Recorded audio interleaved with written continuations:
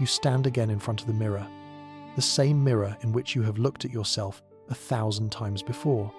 But today, like every other day, something is wrong. Your eyes scan your reflection, not with curiosity, but with judgment. One small flaw catches your attention, then another, and suddenly the entire image becomes unbearable. You know, logically, that you are fine, that you are normal, that most people wouldn't even notice what you see. But logic does not live in this moment. This is not vanity. This is not superficiality. It's something far more complex, far more painful. Because when you never feel beautiful enough, you are not really obsessed with your appearance. You are bargaining for your right to exist in a world that has taught you that love comes with conditions. And one of those conditions has always been this: be beautiful, be acceptable, be perfect, or be invisible. Let me tell you what is really happening here. Because this feeling, this constant dissatisfaction with your appearance, did not appear one day by chance. It was planted, carefully, silently, over years of small moments that seemed insignificant at the time, but accumulated into something devastating. A comment from a parent about your weight, a comparison between you and a brother or sister, the way people's gazes would slide past you to someone prettier, the way love seemed conditional on your performance of beauty. And somewhere deep inside you, your nervous system learned a dangerous lesson. If I am not beautiful, I am not safe. This is the psychology behind all this. Beauty has ceased to be a matter of aesthetics to become a matter of survival. Because when you are a child and you notice that attractive people are treated better, receive more smiles, are forgiven more quickly, your brain begins to interpret beauty as currency, the kind you need to buy belonging. And if you don't have enough of it, you start to believe you do not deserve to be there. Not fully, not without apologizing. You see it everywhere now. In how you retouch your photos before posting them. In how you avoid mirrors on bad days. In how you cancel plans because you don't feel pretty enough to be seen. It's no longer about the mirror. It's about an internalized belief that your worth is tied to your reflection. And this belief, however silent it may be, shapes everything. How you move through rooms, how you talk to others, how much space you allow yourself to occupy. Because when you don't feel beautiful, you start to shrink, not physically, emotionally. You make yourself smaller, quieter, less visible, as if invisibility could protect you from the judgment you already inflict on yourself. Psychologists call this body dysmorphia when it's severe. It simply lives in the background, a constant hum of dissatisfaction, a lens through which every experience is filtered. You meet someone new and wonder if they find you attractive. You enter a party and scan the room, comparing yourself to everyone else. You fall in love and secretly wait for them to realize you're not beautiful enough to be kept. It's not insecurity, it's hypervigilance. Your brain scans for threats, rejection, confirmation of what you have always feared, that you are not enough. And here is what makes this so insidious. Society reinforces this belief at every moment. Advertisements promise transformation. Social media curates perfection. Beauty standards constantly change, always just out of reach. You are told to love yourself, but only after fixing this, changing that, improving something else. The message is clear. You are acceptable, but only if you work for it. Only if you conform. Only if you erase the parts of yourself that don't fit the mold. So you try, you diet, you exercise, you buy the products, you follow the routines, and sometimes you get closer to feeling okay. But it never lasts, because the goal moves, the standard changes, and suddenly you are back where you started. In front of the mirror, with the feeling of failing a test you never agreed to take. But let's go further, because this feeling, this belief that you are never beautiful enough, is not really about beauty. It's about worth, belonging, the human need to be seen and valued.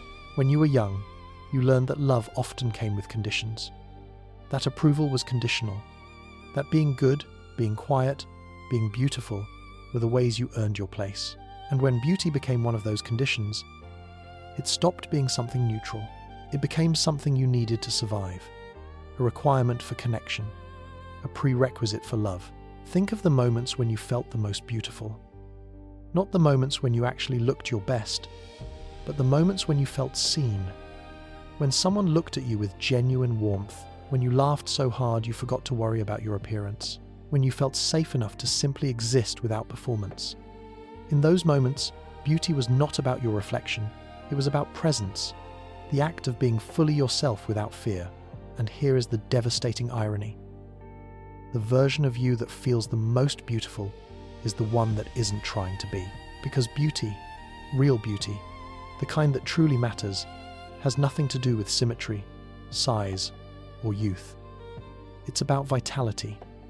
The light in your eyes when you talk about something you love, the way your face softens when you are kind, the quiet confidence that comes from knowing your worth is non-negotiable. But when you have spent years believing that beauty is something external, something to attain, something to prove, you forget how to see yourself outside the lens of judgment. You forget that you were beautiful before anyone told you otherwise. Here is what research shows. Studies on body image reveal that people who struggle with feeling attractive often have histories of childhood criticism, comparison, or emotional neglect. Their brains developed in environments where appearance was scrutinized, where love seemed conditional, where mistakes were met not with understanding but with disappointment. To criticize before anyone else could, to internalize judgment so deeply it became their own voice. And here is the cruelest part. You no longer need others to reject you. You have learned to do it yourself. This creates a feedback loop. You feel unattractive, so you withdraw. You withdraw, so you miss opportunities for connection.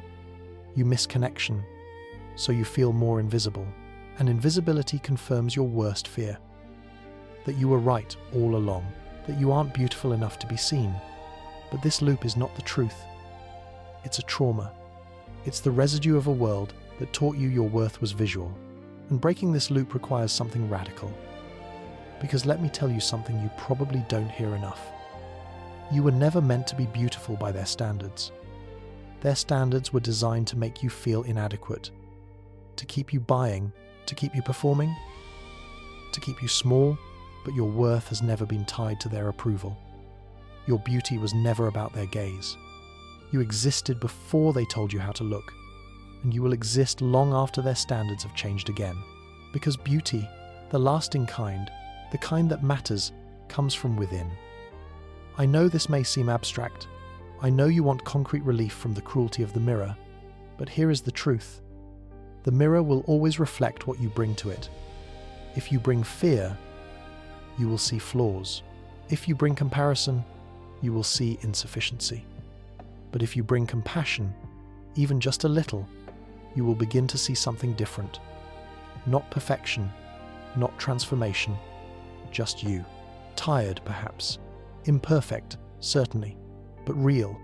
And reality, unfiltered reality, has its own kind of beauty. The kind that doesn't need approval. The kind that simply is. This change does not happen overnight. You can't just decide to love yourself and expect years of conditioning to evaporate. Not to silence it, but to question it. Where does this voice come from? Is it yours? Or is it the echo of someone who has hurt themselves? Someone who passed on their pain to you unintentionally? Because often, the harshest judgments we carry are not even our own. They are inherited. And just because you've carried them for so long, doesn't mean you have to keep them. You can also start by changing what you consume. Unsubscribe from accounts that make you feel worse about yourself. Stop engaging with content designed to highlight your perceived flaws. Surround yourself with images of diverse bodies, diverse faces, diverse expressions of beauty. Let your brain see that beauty is not a monolith, that it is expansive, that it includes you. Because the more you expose yourself to narrow standards, the more your brain internalizes them. But exposure works both ways. The more you see varied representations, the more your definition broadens. And here is something powerful. Start to notice beauty in others, without judgment. Not to compare, but to appreciate. Notice the way someone's laughter lights up a room. Notice the grace in the way someone moves. Notice the warmth in a stranger's smile. When you practice seeing beauty without criticism, you train your brain to do the same for yourself. Because judgment, whether directed outward or inward, comes from the same place. Fear. Fear that there isn't enough beauty for everyone. Fear that someone else's attractiveness diminishes yours. But beauty is not finite. The fact that someone else is beautiful does not make you any less beautiful. There is room for all of us. But let's be honest. Even with all this understanding, there will still be difficult days. Days when the mirror feels like an enemy. Days when you can't shake the feeling that you are not enough. And on those days, please remember this. Your worth has never been about your appearance. You are not an ornament. You are not here to be looked at. You are here to live, to feel, to connect, to create, to love. None of them require you to meet standards that were never designed for your happiness anyway. The people who truly matter, the ones worth keeping, don't love you for your face. They love you for your presence, for the way you make them feel, for your laughter, for your thoughts, for your kindness, for the way you see the world. And these things, these real things, do not fade with age. They do not change with weight. They do not diminish when you have a bad skin day. So maybe the question is not, am I beautiful enough? Maybe the question is, who taught me that I had to be? Because the beauty that was sold to us was never about us. It was about them. Profit. Control, keeping us focused on our flaws so that we wouldn't focus on our power. But you have power. The power to redefine what beauty means. The power to stop shrinking yourself. The power to take up space unapologetically. And when you begin to exercise this power, something changes. Not in your appearance, but in how you feel. And how you feel changes everything. Because here is the secret they don't want you to know. Confidence is more attractive than perfection. Presence is more magnetic than symmetry. When you stop trying to be beautiful by their standards and start being fully yourself, people notice, not because you've changed physically, but because you stopped apologizing for existing, you stopped performing, you stopped hiding, and that raw, unfiltered presence, that's what beauty really is. It's not something you achieve, it's something you allow. Now, let's talk about something even deeper, the real origin of this wound, because this feeling of never being beautiful enough almost never starts in adulthood. It starts in childhood, in those moments when you were vulnerable and your identity was still forming. Maybe it was a parent who said, "You'd be so pretty if you lost a little weight." Maybe it was a brother or sister who received all the compliments while you stayed in the shadows. Maybe it was a boy at school who laughed at your appearance. Or maybe it was more subtle than that. Maybe it was simply silence, the absence of compliments, the fact that no one ever told you that you were beautiful, so you assumed you weren't. Children are emotional sponges. They absorb everything. And when a child constantly feels compared, criticized, or ignored regarding their appearance, their brain starts wiring those experiences into their sense of self. The part of the brain called the prefrontal cortex, which manages self-evaluation and identity, is still developing during childhood and adolescence. So those early messages, those casual comments, those seemingly harmless comparisons, they imprint deeply. They become the inner voice that speaks to you every time you look in the mirror. And here is what is devastating. This voice doesn't simply disappear because you grow up. It matures with you. It becomes more sophisticated. It learns to justify itself. It finds new reasons why you aren't beautiful enough. When you were younger, it might have been your nose. The target changes, but the underlying wound remains the same. The feeling that your appearance determines your worth. Attachment theory, developed by John Bowlby and Mary Ainsworth, helps us understand this more deeply. Children who grow up with secure attachment, where their emotional needs are consistently met and they feel unconditionally loved, develop healthy self-esteem. They learn that their worth is intrinsic, not based on performance or appearance. Learn that their worth must be earned. And often, one of the ways they try to earn it is through physical appearance. So, if you feel like you were never beautiful enough, there's a good chance that belief was planted a long time ago. And it wasn't just planted by cruel words or obvious criticisms. Sometimes it was planted by silence, by the absence of validation, by looking around you and seeing that the people who were praised, loved, and chosen all seemed to fit a certain mold. And you didn't fit that mold. So you started twisting, shaping yourself, trying to transform into something you weren't. Not because you wanted to change, but because you wanted to be loved. And somewhere along the way, you learned that love had an admission price: beauty. But here's what nobody tells you. That price was a lie. Love, true love, has never had conditions. It's society, with its magazines and movies and advertisements, that created this fiction. And this fiction became so pervasive, so normalized, that we started believing it. We started thinking that our worth was really tied to our appearance, that we had to look a certain way to deserve love, attention, and respect. And the most tragic thing? Even when we intellectually know it's a story, emotionally, we still believe it. Because intellectual knowledge lives in the prefrontal cortex, the rational part of the brain. But emotional beliefs live in the limbic system, the older and more primitive part of the brain that manages emotions and memories. And the limbic system does not respond to logic. It responds to repeated experience.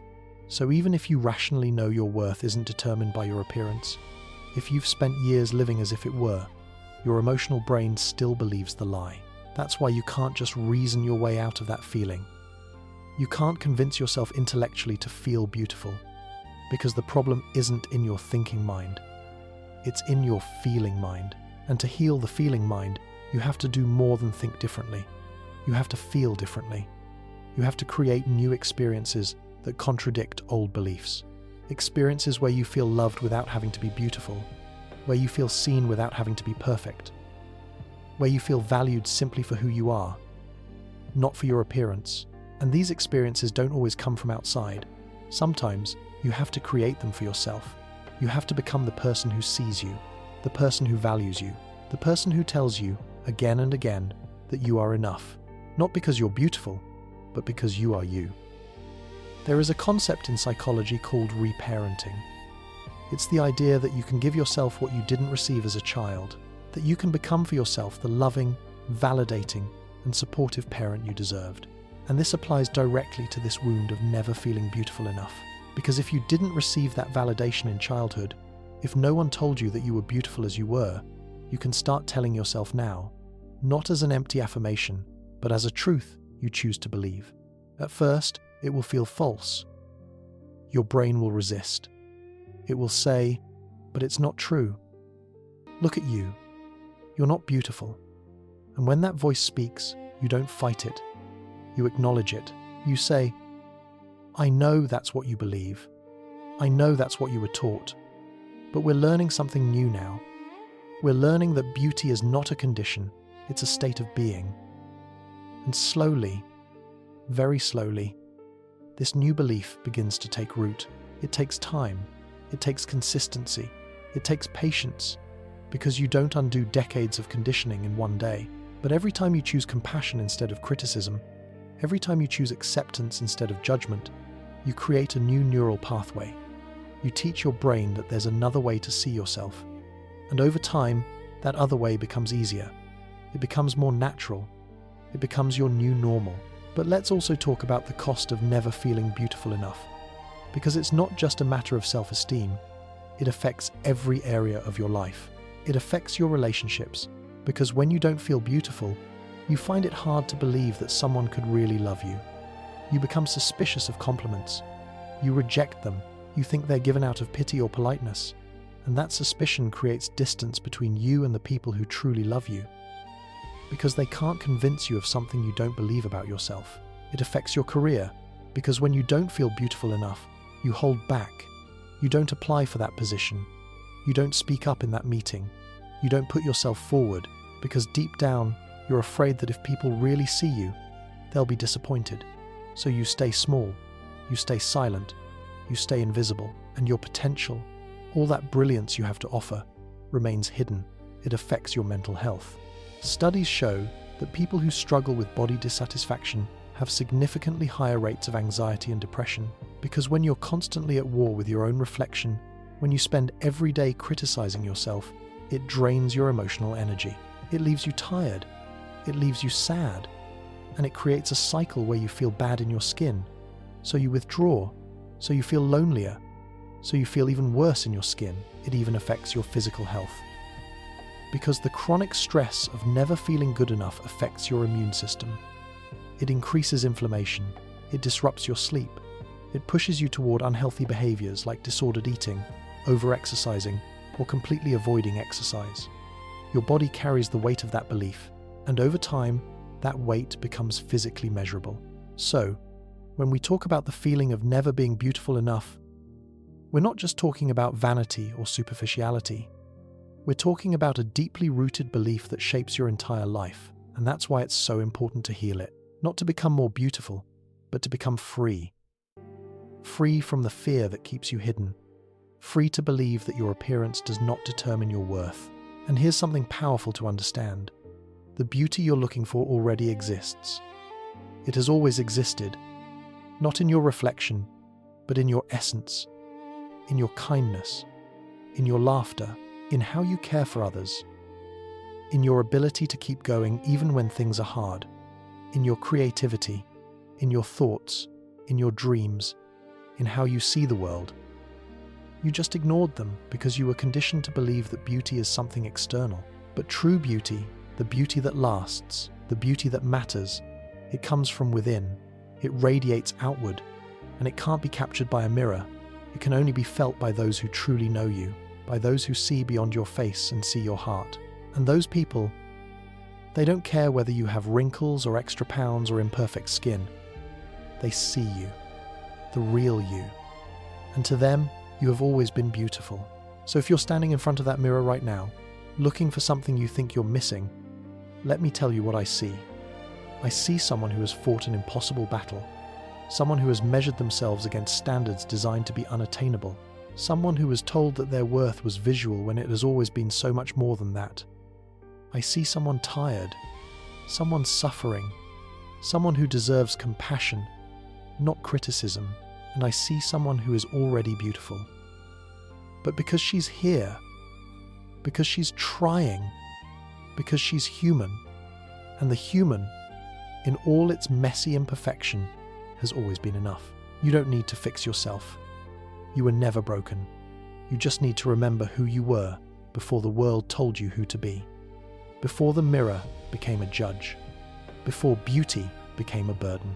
You need to find that child again who danced without worrying about her appearance, who laughed without fretting about her face, who existed in pure, unfiltered joy, waiting for you to stop chasing perfection and start embracing presence, waiting for you to realize that you have always been enough, always beautiful, always worthy, not because you earned it, but because you exist, and existence, in all its raw and imperfect glory, is the most beautiful thing there is.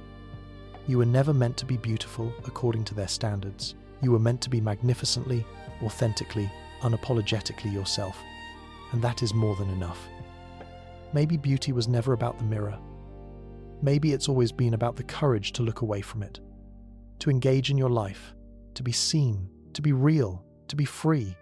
And maybe, just maybe, that's where healing begins. Not in perfection, but in presence. Not in transformation, but in acceptance. Not in becoming beautiful enough, but in realizing you always have been.